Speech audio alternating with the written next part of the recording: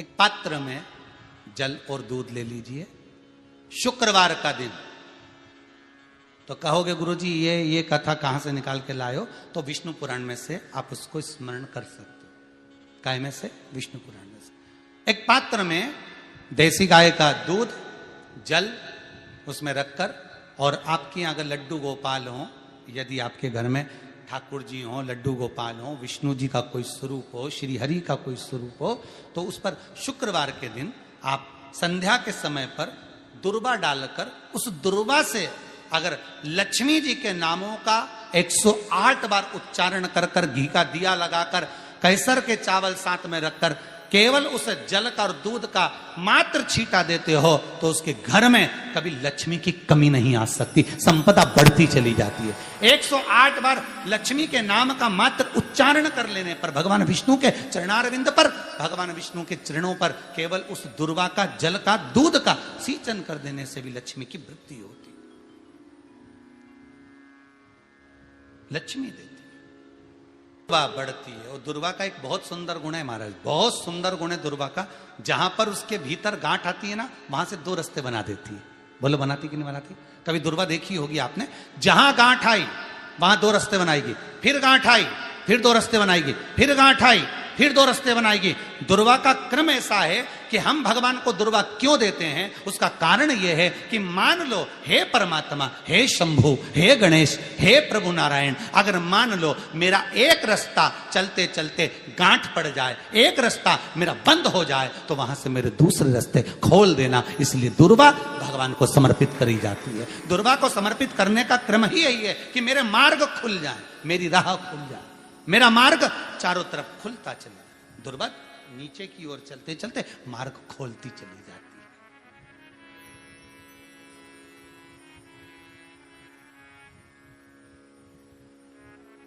अमृत है ये, इसलिए नष्ट नहीं होती। तोड़ के रख लेना, प्रैक्टिकल करके जरूर देखना, सीवर वाला महाराज कहीं झूठ तो नहीं बोल रही है। तोड़ कर रखो दुर्वा को, बोरी में भर कर रखो। 4 साल, 6 महीने, 8 महीने बाद सूख जाए, बेकार हो जाए, उसके बाद भी उसको खेत में, बगीचे में कहीं ले जाकर पटक देना, 8-15 दिन पानी देना, देखो फिर वापस वही हरि की हरि होना, वही कहीं ना कहीं से स्फुटित होते फिर आगे बढ़ना चालू कर देगी। उसका तत्व है अमृत, वो अमर है, मरती नहीं, फिर चालू हो जाती। शिव कहते हैं यही अमरता है, यही अमरता है कि दुख आया तो मरने की नहीं सोचना है। तकलीफ आई, कष्ट आया, रोग आया, बीमारी आई, थोड़ा सा तकलीफ आ गई, थोड़ी बीमारी आ गई, थोड़ा दुख आ गया, तो ये मत सोचना मैं मरना है। नहीं नहीं नहीं, अभी तो और जीना है। तो किस लिए जीना है? कोई कहेगा इसको कहीं आसक्तियां होंगी, घर की, परिवार की, कुटुंब की, कबीले की, इसलिए जीना चाहती है, इसलिए जीना चाहता। नहीं, आसक्ति एक रखना कि मैं जीना इसलिए चाहता हूं, मैं और जीना चाहती हूं, इसलिए चाहती हूं कि अब मैं भगवान का भजन करना चाहती हूं। अभी तक मैंने परिवार, कुटुंब, कबीले, संसार के लिए करा, अब जितनी जिंदगी दी उस मालिक ने, अब मैं उसका भजन करूं। दुर्वा भगवान विष्णु को चढ़े, दुर्वा गणेश जी को चढ़े, दुर्वा शिव जी को चढ़े, दुर्वा ब्रह्मा को चढ़े, दुर्वा इंद्र को चढ़े, दुर्वा पितरों को चढ़े। कितना सुंदर कहा है। जिसके घर में पितृदोष प्रबल होता है, बहुत प्रबल पितृदोष है, तो उसके घर के जहां पानी का मटका रखा था, पितृदोष मालूम है ना? पितृदोष का लक्षण क्या होता है? 1 रुपए कमाओ, 1.25 रुपए खर्च हो, समझ लेना पितृदोष। रात्रि को सो गए तुम, बड़े चक नींद आ गई तुमको, बहुत प्रेम से सो गए, सोने के 1.5 घंटे या 2 घंटे बाद तुम्हारी नींद खुल जाए और कम से कम आधे घंटे तक तुमको भूख लग रही हो, समझ लेना पितृदोष है। सोकर उठने के बाद में जैसे ही 1-2 घंटे की नींद हो गई और अचानक नींद खुल गई और तुम्हें भूख लग रही है, भूख लग रही है, प्यास लग रही है बहुत तेज, अभी सोए हो, 1.5 घंटा ही हुआ, 2 घंटा ही हुआ, भूख लगने लगी, बहुत तेज भूख लग रही है, समझ लेना पितृदोष है। पितृ भूखे हैं, भोजन की याचना कर रहे हैं, भोजन की याचना।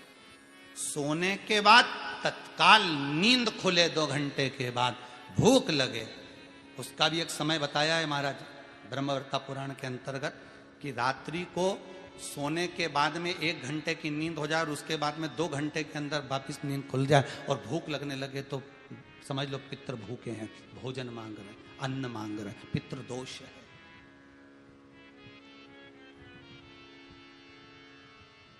पितृदोष का कुछ कुछ वर्णन किया गया है। घर में एक पात्र के चक्कर में, एक बेडशीट के चक्कर में, एक सामान के चक्कर में विवाद हो रहा है तो समझ लो पितृदोष है।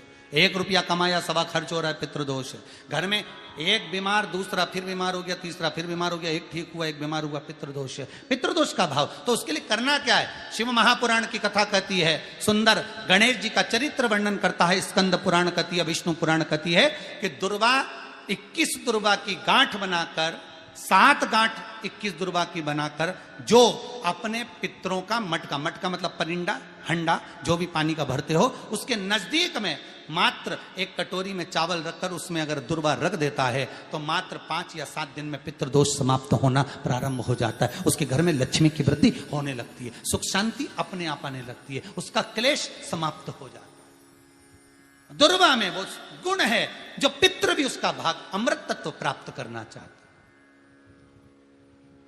अमृत देना चाहता। और सरल भाषा में समझिए, जिसकी फैक्ट्री नहीं चल रही हो,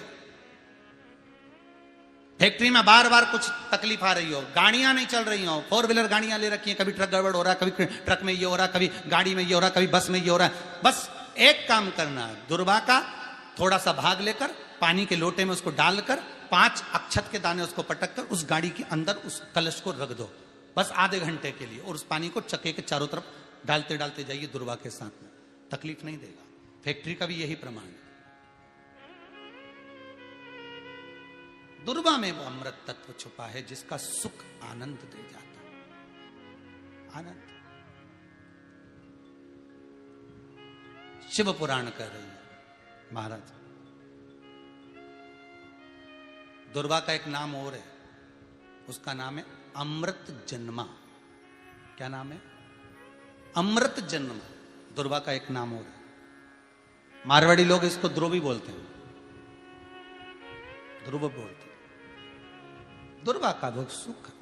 शंकर भगवान गौ माता दूध की धार लगाती है, इसलिए दुर्वा का दूध से बड़ा मिलन है, बड़ा आनंद है, बड़ा सुख है। कोई भी ग्रह अनुकूल नहीं है, सब बेकार चल रहे हो, सब प्रतिकूल चल रहे हो, दूध के पात्र में दुर्वा डाल लो, पीपल के वृक्ष के नीचे चढ़ा कर आओ, राहु केतु शुक्र शनि जो भी गड़बड़ है सब सुधरना चालू हो जाता। दुर्वा का वो सुख। जिस नदी में स्नान करो तीर्थ में जाकर, उस नदी के पास में कोई बगीचा लगा हो, वहां की दुर्वा को तोड़कर स्नान करते समय नदी में मात्र विसर्जन कर देने पर पितरों को पिंड पहुंच जाए। मात्र उस दुर्वा का विसर्जन कर देने पर पितरों को पिंड का भाग मिल जाता है। अभी ना तो तुम्हारे पास में आटा है, ना तुम्हारे पास में चावल है, ना तुम्हारे पास में पिंड है, ना कोई तुम्हें संकल्प छुड़ा रहा है, ना कोई तुम्हारे पास में वस्तु है, उसके बाद भी पितरों को भाग मिल रहा। काय से? केवल एक दुर्वा के तत्व से। स्नान करने से पहले पवित्र नदी में, गंगा यमुना नर्मदा सरयू आदि किसी पवित्र नदी में आप स्नान कर रहे हो, वहां के बगीचे में घूमकर आप जाते तो हो, पैदल ही नहाने जाते हो, तो घाट के आसपास में कोई बगीचा, वहां की दुर्वा तोड़ ली, एक दुर्वा नहाने से पहले अपने पूर्वजों पितरों के नाम से नदी में छोड़ दी। फूल तो छोड़ते ही हो, दिया भी छोड़ते हो, बस एक ही चीज नहीं छोड़ते, वो दुर्वा, और वो ही काम की, वही काम की। तुम कुछ छोड़ो ना छोड़ो, एक दुर्वा का भाग छोड़ दिया, वो पितरों के लिए सुख प्रदान करने वाला। शिव पुराण कह रही है महाराज, देवताओं को अमृत कितनी बार मिला? एक बार। दुर्वा को अमृत कितनी बार मिला? जम के बोलिए, 5 बार। कार्य सिद्धि के लिए 5 दुर्वा गणेश जी को चढ़ाई जाती है, आज भी नियम।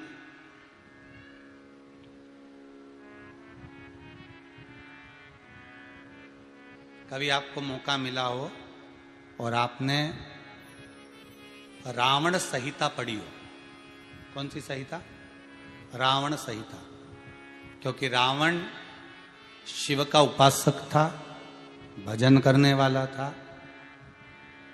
शिव तांडव स्तोत्र आज भी लोग रावण का एक आनंद में पढ़ते। तो शिव का उपासक है रावण, शंकर का उपासक, विद्वान भी था, ज्ञानवान भी था। वो तो देवता के हाथ से मरना था उसको, इसलिए उसने मांगा ही यही था। जो मांगा वो मिला। तो रावण संहिता अगर किसी ने पढ़ी हो तो उसको मालूम होगा, रावण संहिता में 4 तरह के तिलक का महत्व बताया। कितने तिलक? 4। उन 4 तिलक में सर्वश्रेष्ठ तिलक रावण बताता है। एक तिलक सर्वश्रेष्ठ है, वो है दुर्वा। जो दुर्वा होती है, उस दुर्वा को जलाकर उसकी भस्म तैयार कर कर उसमें गाय का श्वेत गाय, कौन सी गाय? सफेद। उस गाय के शरीर पर कोई दाग ना, उसके शरीर पर पूर्ण तरह से श्वेत हो, ना लाल उसमें कोई धब्बा हो, ना काला धब्बा हो, ना कोई कलर हो, बस केवल श्वेत। रावण संहिता में 4 तरह के तिलक का प्रमाण दिया। तो एक तिलक रावण संहिता में वर्णन आया, एक तिलक का जो व्याख्यान वर्णन किया गया, उसमें दुर्वा को जलाकर राख कर कर भस्म बनाकर उसमें गाय का घी, देसी गाय का घी मिलाकर और उसका बिंदी, उसका तिलक मस्तक पर लगाकर या नैनों में सुरमा लगाकर जो व्यक्ति जिस किसी से मिले वो उसका हो जाता है। उस दुर्वा में इतना प्रबलता आ जाती है, अमृत तत्व जुड़ा हुआ है दुर्वा के।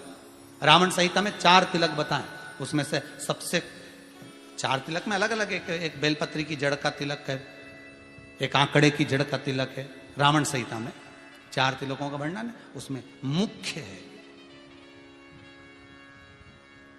सबसे ज्यादा।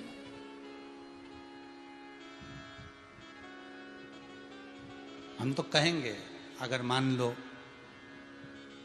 वैसे तो नौकरी करने जाओ, सर्विस करने जाओ तो आंख में काजल लगाकर जा नहीं सकते, नहीं तो लोग ही कह देंगे कहाँ से आया है। मालूम पड़े तुम नौकरी के लिए इंटरव्यू देने जाओ और आंखों में काजल लगा के चले जाओ, तो फिर भी एक प्रयास करना, फिर भी एक प्रयास करना, उस दुर्वा का जो काजल बनाओ, मूछे हो, दाढ़ी हो, कहीं कहीं पर भी उसकी एक बिंदी लगाकर चले जाओ, वो असर करेगी और आपको वो जॉब मिल ही जाएगा, ये पक्का है। उसमें आकर्षण होता है। दुर्वा आकर्षण का केंद्र करती है। आपको कभी आपके नयनों में दर्द हो रहा हो, जलन हो रही हो, तो आप दुर्वा, हरी भरी जहां दुर्वा हो वहां थोड़ी देर चलने का प्रयास करिएगा, आपके नेत्रों का विकार समाप्त हो जाएगा। दुर्वा में वो एक सुख है, वो अमृत छुपा हुआ, और एक बार का अमृत नहीं, 5 बार का अमृत दुर्वा के अंतर्गत।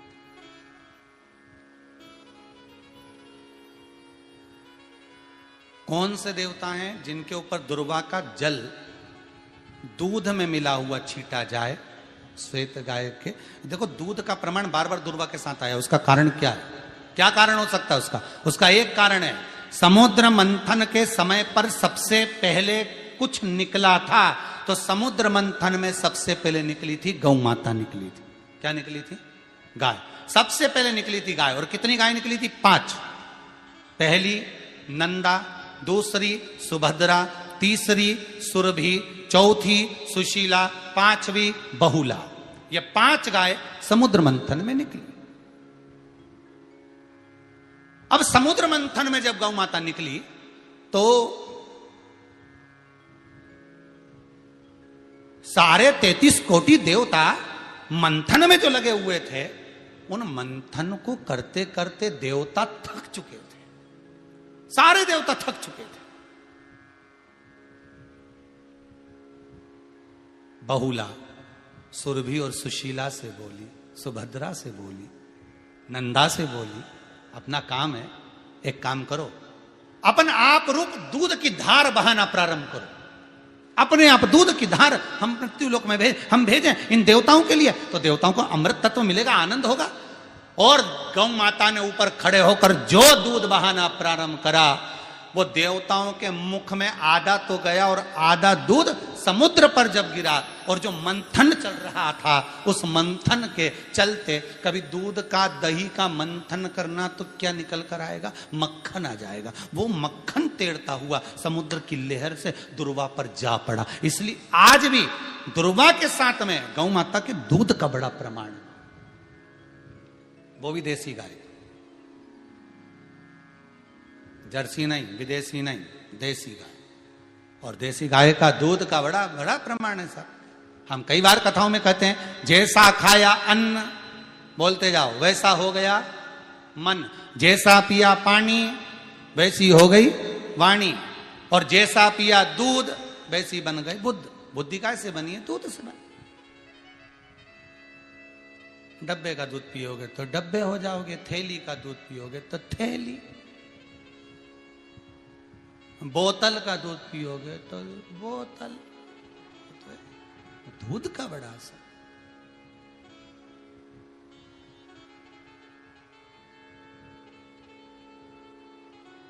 गौ माता के दूध का पान। कहा, एक पात्र में जल और दूध ले लीजिए, शुक्रवार का दिन। तो कहोगे गुरुजी ये कथा कहां से निकाल के लाए हो? तो विष्णु पुराण में से आप उसको स्मरण कर सकते हो। काय में से? विष्णु पुराण में से। एक पात्र में देसी गाय का दूध, जल उसमें रखकर, और आपके यहाँ अगर लड्डू गोपाल हो, यदि आपके घर में ठाकुर जी हो, लड्डू गोपाल हो, विष्णु जी का कोई स्वरूप हो, श्री हरि का कोई स्वरूप हो, तो उस पर शुक्रवार के दिन आप संध्या के समय पर दुर्वा डालकर, उस दुर्वा से अगर लक्ष्मी जी के नामों का 108 बार उच्चारण कर कर, घी का दिया लगाकर, कैसर के चावल साथ में रखकर, केवल उस जल का और दूध का मात्र छींटा देते हो, तो उसके घर में कभी लक्ष्मी की कमी नहीं आ सकती, संपदा बढ़ती चली जाती है। 108 बार लक्ष्मी के नाम का मात्र उच्चारण कर लेने पर, भगवान विष्णु के चरणारविंद पर, भगवान विष्णु के चरणों पर केवल उस दुर्वा का, जल का, दूध का सिंचन कर देने से भी लक्ष्मी की वृद्धि होती, लक्ष्मी देती।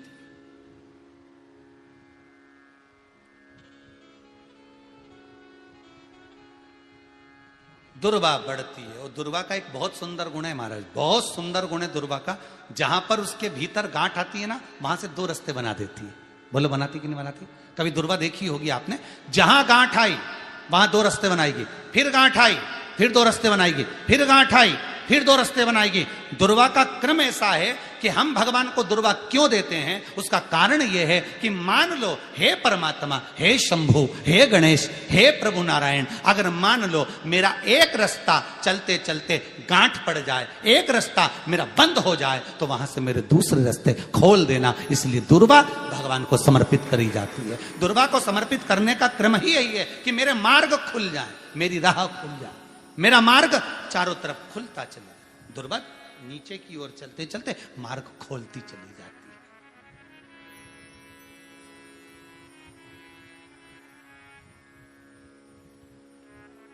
अमृत है ये, इसलिए नष्ट नहीं होती।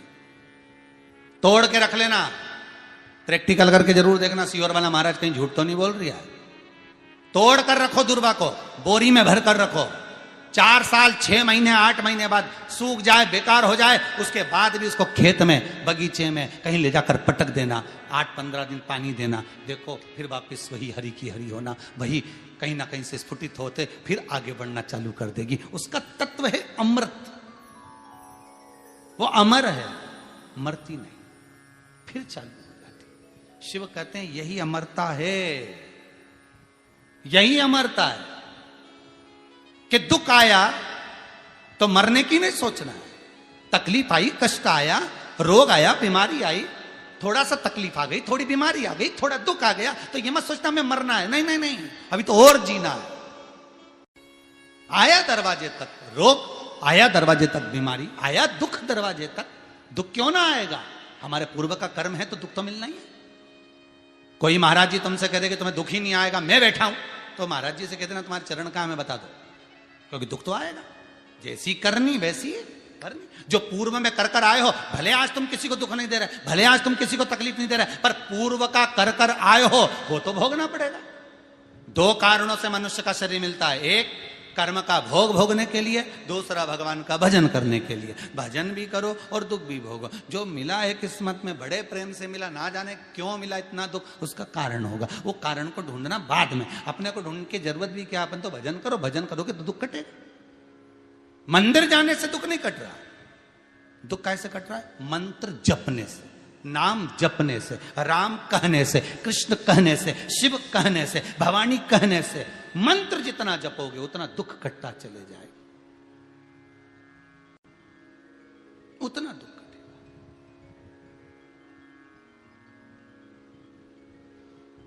भोला सब दुख काटो हमारा, ओ भोला सब दुख काटो हमारा।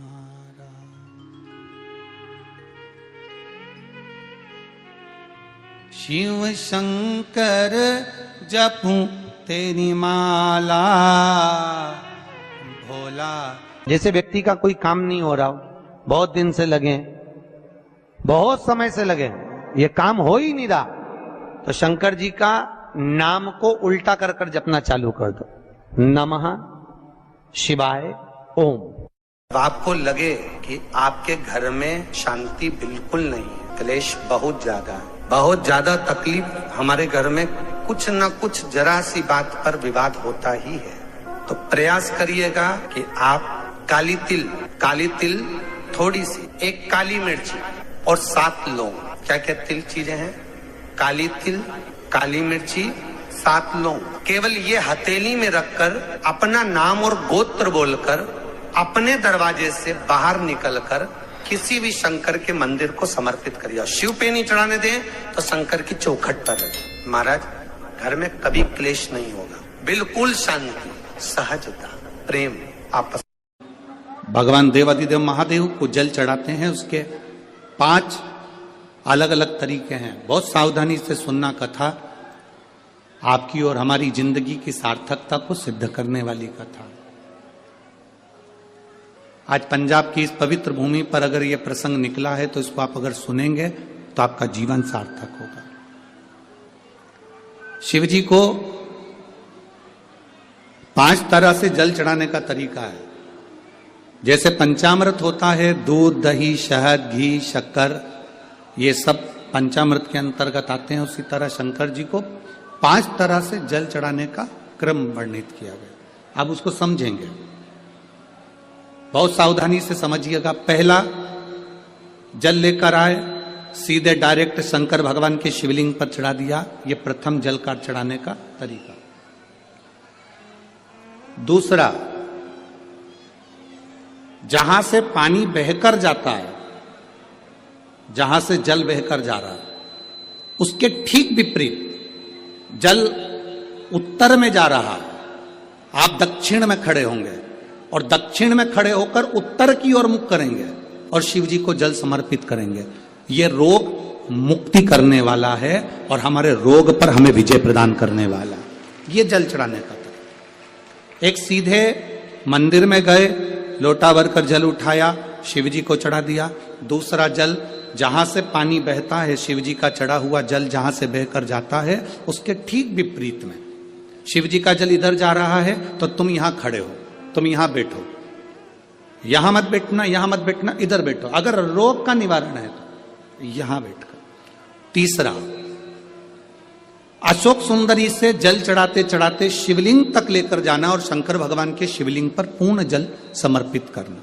यह तीसरा तरीका, यह कार्य की सिद्धता के लिए। हम जब किसी से आस न लगाकर परमात्मा से विनती